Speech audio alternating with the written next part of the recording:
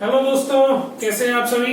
स्वागत है आप सभी का हमारे चैनल ड्रीम पाठशाला पर। एनसीईआरटी की मैथमेटिक्स कर रहे हैं क्लास 10th की और 9 क्वेश्चंस कर लिए थे एक्सरसाइज 9.1 हाइट्स एंड डिस्टेंसेस के। देखिए 10th क्वेश्चन कर रहे हैं आज हम। क्वेश्चन पढ़ लीजिए। क्वेश्चन है two poles of equal heights are standing opposite each other on either side of the road. यानी कि एक रोड है जिसके दोनों तरफ two poles of equal heights, यानी कि दो पोल जो कि बराबर हाइट के हैं, जिनकी हाइट एक दूसरे के बराबर है, वो एक रोड के दोनों तरफ खड़े हुए हैं। Road which is 80 meter wide, यानी कि रोड की आपको विड्थ दे रखी है कितनी, 80 meters. From point between them on the road the angle of elevation of top of the poles is 60 degree and 30 degree. यानी कि from a point between them on the road, यानी कि उस रोड के बीच में, बीचों बीच नहीं, बीच में कहीं भी एक पॉइंट से एंगल ऑफ एलिवेशन जो है, उन्नयन कोण जो है, एक पोल की टॉप का कितना है 60 डिग्री और दूसरे पोल की टॉप का कितना है 30 डिग्री। ठीक है, यानी कि ये बात भी आपकी प्रूवन है कि जो विड्थ है आपकी उसके बीचों बीच में ही वो पॉइंट या तो एक पोल से कम दूरी पर है और दूसरी से ज्यादा दूरी पर है, या फिर वाइस वर्सा। ठीक है, find the heights of the pole and heights of the poles and the distances of the point from the poles. यानी कि आपको क्या फाइंड आउट करना है, पहले तो उन दोनों पोल्स की हाइट और दूसरी distances of the point from the poles. यानी कि पोल से उस पॉइंट की जिससे हमने एंगल ऑफ एलिवेशन लिया है उससे उसकी डिस्टेंस कितनी है। देखिए किस प्रकार से ड्रॉ करेंगे। देखिए मान लेते हैं दो पोल है,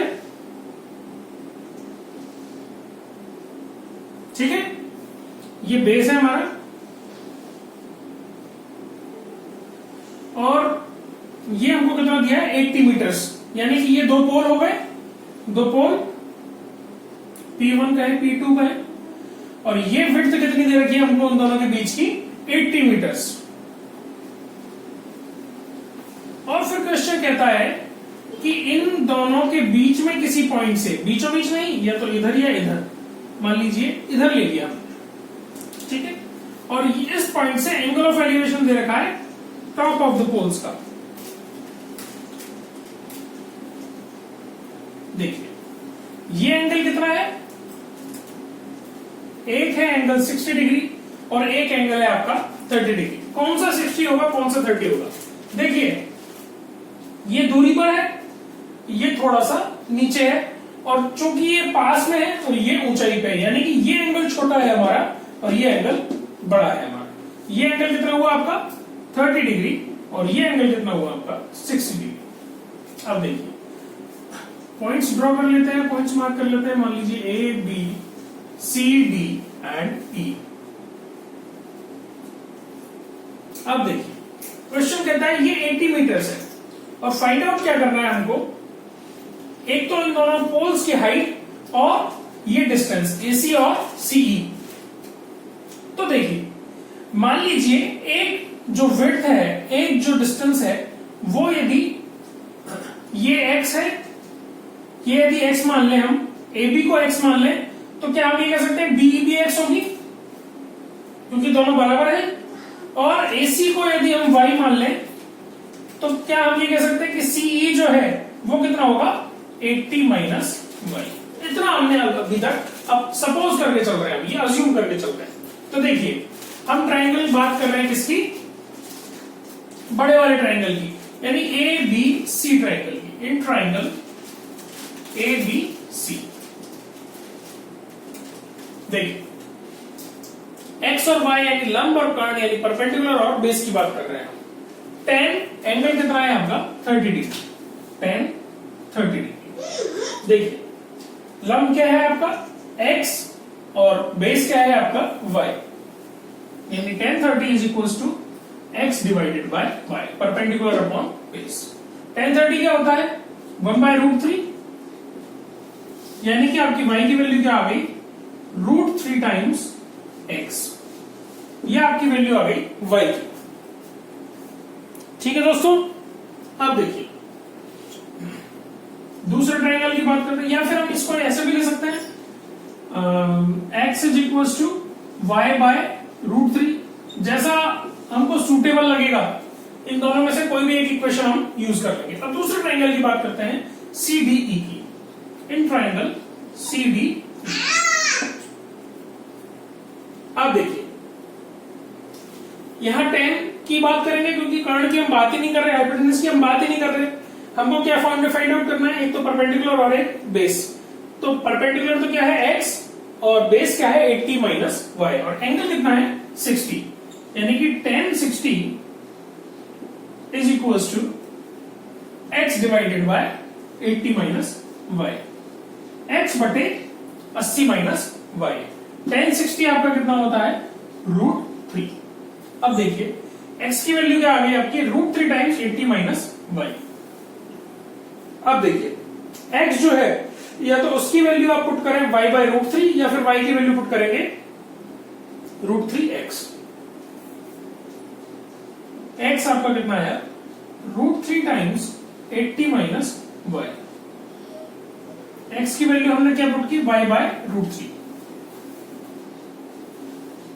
क्यों y की वैल्यू √3x क्यों नहीं पुट की, क्योंकि 80 माइनस √3x को सॉल्व करना आपके लिए थोड़ा सा दिक्कत वाला काम था। तो x की वैल्यू हमने y बाय √3 पुट की, इक्वल टू क्या है √3 टाइम्स 80 माइनस y।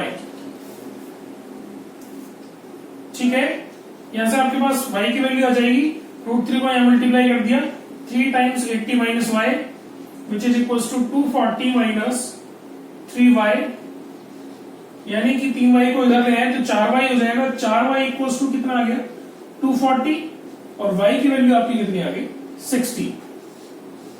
अब आपको देखिए y की वैल्यू आ गई है, x की वैल्यू यहां से निकालने की कोई जरूरत नहीं है। पहले आप क्या करेंगे,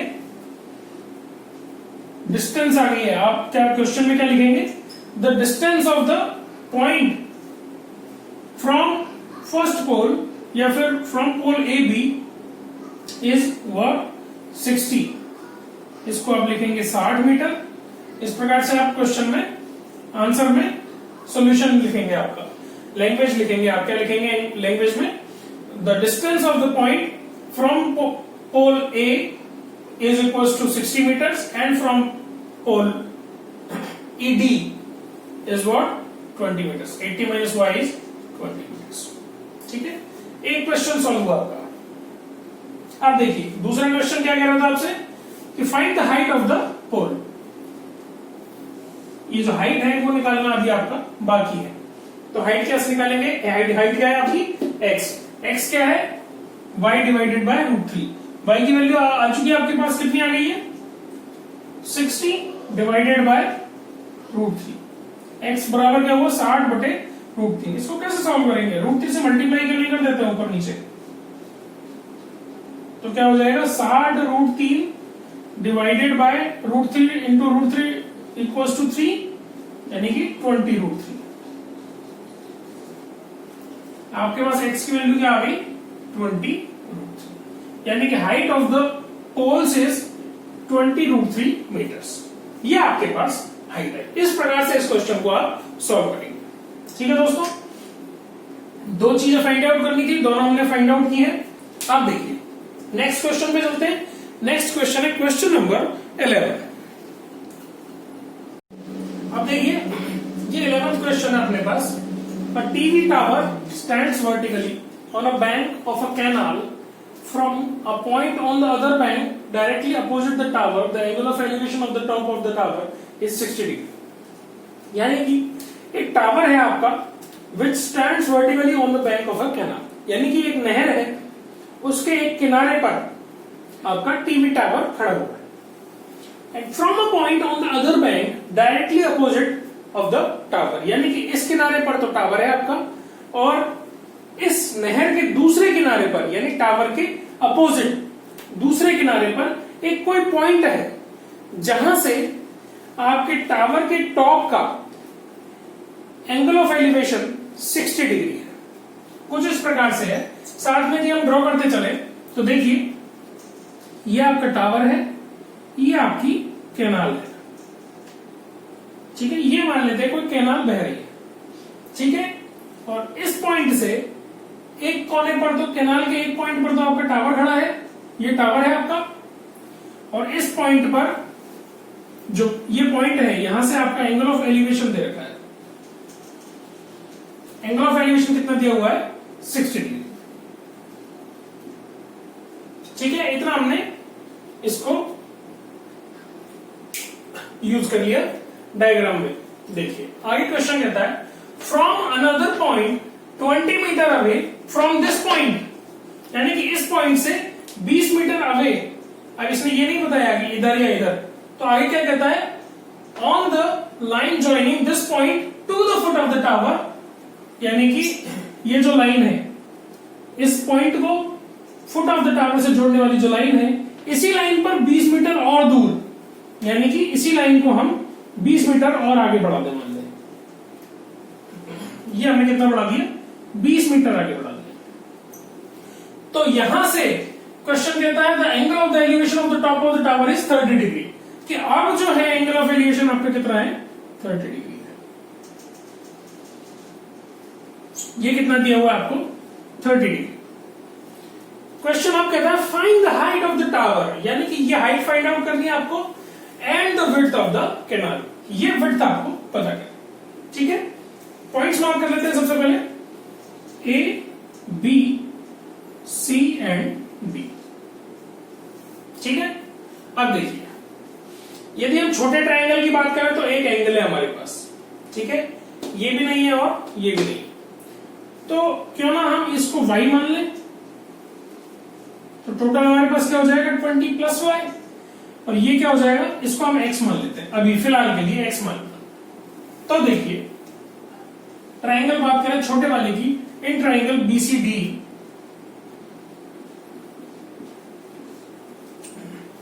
फिर से tan की बात करेंगे हम, क्योंकि लंब और आधार की बात है। ठीक है, tan एंगल कितना है हमारे पास? 60 डिग्री। छोटे ट्रायंगल में एंगल बड़ा होगा, x divided by y। tan 60 कितना होता है? √3। x आपके पास कितना आया? x आपके पास कितना आया? √3y। या फिर आप है y इक्वल टू क्या आया? x divided by √3। कोई सी भी एक टर्म हम काम में ले लेंगे, जो भी हमको निकालना होगा जो इजी रहेगा। दूसरे ट्रायंगल की बात करते हैं, in triangle ACD, ACD, ACD। अब देखिए tan 30 एंगल कितना है हमारे पास? 30 डिग्री। लंब यानी परपेंडिकुलर कितना है आपके पास? x, और बेस क्या आएगा आपके पास? अब 20 प्लस y। देखिए क्वेश्चन आप दिमाग में रखते हो, चलिए आपको क्या फाइंड आउट करना है? एक तो टावर की हाइट पर फाइंड आउट करनी है और एक y फाइंड आउट करना है। ठीक है, दोनों इस इक्वेशन से आएंगे, लेकिन इसमें कोई ना कोई वैल्यू हमको रखनी पड़ेगी। तो इस ट्रायंगल की बात करते हैं बड़े वाले की, tan 30 डिग्री वाले की। tan 30 degree is equal to x divided by 20 plus y, x बटा x plus y, sorry x plus y नहीं, 20 प्लस y,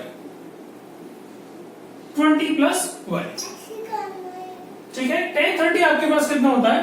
1/√3। ठीक है दोस्तों, अब देखिए आप इस इक्वेशन को सॉल्व करेंगे, क्रॉस मल्टीप्लाई आपने किया, आपके पास क्या आया? √3x is equal to 20 plus y। x की वैल्यू यदि आप √3y यहां पुट कर देंगे, x की वैल्यू यदि यहां √3y पुट कर देंगे तो ये कितना हो जाएगा? 3y, और उसमें से हमने y माइनस किया, y की वैल्यू यहां से आ जाएगी। लेकिन यदि x की y की वैल्यू पुट करेंगे x/√3 तो आपकी थोड़ी सी दिक्कत आएगी। x/√3 पुट करने पर थोड़ी सी दिक्कत आएगी। ठीक है, अब देखिए क्या करेंगे हम, यहां लिखेंगे सबसे पहले आप डिस्क्रिप्टिव क्वेश्चंस करेंगे, तो आप क्या करेंगे? इसको इक्वेशन 1 लिखेंगे, और इस इक्वेशन को इसको 1 लिखेंगे, इसको 2 लिखेंगे। फिर क्या लिखेंगे? ऑन कंपेयरिंग इक्वेशन 1 एंड 2, या फिर putting the value of x फ्रॉम इक्वेशन 1 इन इक्वेशन 2, यानी कि समीकरण 1 में से x का मान समीकरण 2 में रखने पर क्या लिखेंगे? पुटिंग वैल्यू ऑफ x फ्रॉम इक्वेशन 1 इन इक्वेशन 2। x की वैल्यू क्या है? √3y, यानी √3 into √3y is equal to 20 plus y। √3 into √3 कितना हुआ? 3, यानी कि 3y is equal to 20 plus y, 3y minus y that is 2y is equal to 20, और y की वैल्यू कितनी आई आपके पास? 10, यानी कि विड्थ ऑफ द कैनाल आपके पास कितनी आ गई? 10 मीटर्स। आप क्या लिखेंगे आगे? So the width of the canal is 10 meters. ठीक है, अभी क्या फाइंड आउट करना रह गया आपका? आपको हाइट ऑफ द टावर निकालना अभी बाकी है, तो वो क्या है? x। x कैसे निकाल सकते हैं? क्योंकि y की वैल्यू आ गई आपके पास, y की वैल्यू यहां रख देंगे तो क्या है? x की वैल्यू आ जाएगी। तो क्या लिखेंगे? Putting value of y is equal to 10 in equation 1, तो क्या आएगा हमारे पास? x is equal to √3 into 10, यानी कि 10√3। So height of the tower आपके पास कितनी होगी? 10√3 मीटर्स। आप इसको कैसे भी लिख सकते हैं? 10 multiply by 1.732 that is equal to 17.32 meters. अब ये भी लिख सकते हैं, या फिर आप क्या लिखेंगे? 10√3 मीटर्स। इस प्रकार से आप इस क्वेश्चन को करेंगे। ये क्वेश्चन है आपका एनसीईआरटी का 9.1 एक्सरसाइज का क्वेश्चन नंबर 11 है आपका, ये मैंने आपको अभी सॉल्व कराया। ठीक है दोस्तों, अब देखिए ये क्वेश्चन नंबर 12 है आपके पास, आज का आखिरी क्वेश्चन है ये। देखिए क्वेश्चन क्या कहता है? From the top of a 7 meter high building the angle of elevation of the top of a cable tower is 60 degree. यानी कि एक आपके पास क्या दिया हुआ है? बिल्डिंग दी हुई है, कितनी? 7 मीटर हाई। ये हाइट कितनी दे रखी है? 7 मीटर। फिर क्वेश्चन कह रहा है फ्रॉम द टॉप ऑफ, यानी इस बिल्डिंग के टॉप से, ये बेस है आपके पास, तो इस बिल्डिंग के टॉप से एक केबल टावर के टॉप का एंगल ऑफ एलिवेशन दे रखा है। देखिए यदि इस टॉप से एंगल ऑफ एलिवेशन दे रखा है, यानी कि ये केबल टावर जो है आपके पास वो इससे बड़ा होगा, तभी तो एंगल ऑफ एलिवेशन आएगा टॉप का। तो देखिए ये आप बड़ा ड्रॉ करेंगे। ठीक है, ड्रॉ करने में भी थोड़ी सी सावधानी रखनी होगी। अब क्वेश्चन कह रहा है कि यहां से इस जगह का एंगल ऑफ एलिवेशन आपके पास कितना है? 60 डिग्री है, यानी कि ये भी ड्रॉ करना पड़ेगा। ये एंगल दे रखा है आपके पास 60 डिग्री। ठीक है, फिर क्वेश्चन कहता है and the angle of depression of its foot is 45 degree. यानी कि ये जो केबल टावर है आपके पास, इसके फुट का एंगल ऑफ डिप्रेशन दे रखा है आपको, यानी कि ये एंगल दे रखा है आपको 45 डिग्री। ठीक है, determine the height of the tower. आपको ये कंप्लीट हाइट बतानी है। अब देखिए पहली बात तो ये हाइट की यदि बात करें हम, तो क्योंकि एक सिंपल एक प्लेन बेस की बात कर रहे हैं हम, तो ये 7 मीटर है तो ये भी 7 मीटर होगी। इतना तो हम खुद दिमाग से बता सकते हैं। ठीक है, ये 7 मीटर है तो ये भी 7 मीटर। आपको बस इतनी सी हाइट फाइंड आउट करनी है, उसको 7 में जोड़ना है। ठीक है, अब देखिए सबसे पहले मार्क आउट कर लेते हैं। ये ए है, बी है, सी है, डी है और ई है। ठीक है, अब देखिए थोड़ा सा दिमाग लगाना कि 45 आया। 45 मैंने आपको बार बार समझा रहा हूं, 45 आया वो आपके लिए एक जैकपॉट है। 45 यहां आया, यानी कि जो आपके पास परपेंडिकुलर होगा वही क्या होगा? बेस होगा। 10 45 क्योंकि हमारे पास 1 होता है। अब देखिए ये एंगल है 45, तो क्योंकि ये दो पैरेलल लाइंस है और ये लाइन इसको क्रॉस कर रही है, तो 45 ये है तो ये भी कितना होगा? 45। ठीक है, इतना आपको ड्रॉ करते हुए चलना है साथ के साथ। ठीक है, अब बात करते हैं हम इस छोटे ट्राइंगल की, ट्राइंगल ए बी और ए की। अब ये हमारे पास क्या है? 45। तो क्योंकि हमारे पास परपेंडिकुलर 7 मीटर है तो बेस भी क्या आएगा? 7 मीटर। देखिए अभी तक कुछ भी हमने क्वेश्चन में सॉल्व नहीं किया है, हम एज इट इज जैसा क्वेश्चन की लैंग्वेज है उसी से हम इसको सॉल्व करते जा रहे हैं डायग्राम में। ये 7 मीटर है तो ये 7 मीटर होगा, ये 7 है तो ये लेंथ भी BD भी आपके पास 7 हो गई। बचा कितना सा आपके पास, ये सारी लेंथ तो आपने फाइंड आउट कर ली है। तो ये निकालना कोई बड़ी बात नहीं, क्योंकि इस ट्राइंगल में 60 डिग्री ये एंगल दे रखा है, आपके पास बेस भी है तो दूसरी हाइट तो आप निकाल ही सकते, ठीक है। लेकिन डायरेक्टली आप 7 ना लिखें, क्योंकि डिस्क्रिप्टिव क्वेश्चन है। आप किस प्रकार से लिखेंगे, in triangle AB and E, ABE, tan 45 is equals to AB divided by AE। AB कितना है, 7 divided by AE। tan 45 equals to कितना होता है, 1 आपके पास, इसलिए आपके पास 7 equals to AE, that is AE की लेंथ आपके पास कितने आ गई, 7 मीटर्स, ठीक है। इस प्रकार से आप लिख देंगे, since AE is equals to BD, so BD is also equals to 7 meters. ये इतना आपने जो यहाँ डायग्राम में ड्रॉ कर लिया ये चीज, ये आपको इस प्रकार से लिखनी है, ठीक है। BD की लेंथ हमारे पास कितनी आ गई, 7 मीटर्स। फिर हम ट्राइंगल की इसकी बात करेंगे, इन ट्राइंगल CDB, या फिर कहें BCD, इन ट्राइंगल BCD, ठीक है। फिर से किसकी बात करेंगे, tan की। एंगल क्या है हमारे पास, 60 डिग्री है, tan 60 degree is equals to CD divided by BD, CD divided by BD। CD हमको फाइंड आउट करना है और BD कितना है आपके पास, 7, CD डिवाइडेड बाय 7। tan 60 कितना हुआ, √3 is equals to CD divided by 7, यानी कि CD की लेंथ कितनी आपके पास आ गई, 7√3 मीटर्स, ठीक है। आपको क्या निकालना था, ये नहीं निकालना था, आपको फाइंड आउट करना है क्वेश्चन में, determine the height of the tower, यानी कि ये पूरी लेंथ आपको फाइंड आउट करनी है। आपने इतनी फाइंड आउट कर दी है, क्वेश्चन को यही नहीं छोड़े, क्वेश्चन में आपको आगे क्या लिखना है, so the height of the tower is 7√3 plus 7, that is equals to 7 times √3 plus 1 metre. ये आपका आंसर, आपका आंसर, यानी हाइट ऑफ द टावर आपके पास कितनी आएगी, 7 टाइम्स √3 plus 1। इस प्रकार से आप इस क्वेश्चन को देखिए। एनसीईआरटी एक्सरसाइज लगभग अपनी कंप्लीट होने वाली है। यहां मैं आपको पढ़ा रहा हूं, एग्जाम्पल्स आपको मैंने पढ़ाए हैं एनसीईआरटी के, और एनसीईआरटी के लगभग आपकी एक्सरसाइज कंप्लीट हो चुकी है। 3-4 आपके क्वेश्चन बचे हैं, वो आपकी अगली वीडियो में कंप्लीट हो जाएंगे। यदि कुछ दिन हम किसी वजह से नहीं कर पाए हैं तो माफी चाहूंगा मैं आपसे। क्या है कि सीबीएसई ने थोड़ा सा सिलेबस में कुछ चेंज किया है, तो हम उसको वेरीफाई कर रहे थे कहीं कुछ चेंज तो नहीं। तो ये आपकी एक्सरसाइज एज इट इज है, इसमें कोई दिक्कत नहीं है। तो आपको ये सारे क्वेश्चंस पढ़ने होंगे, ठीक है।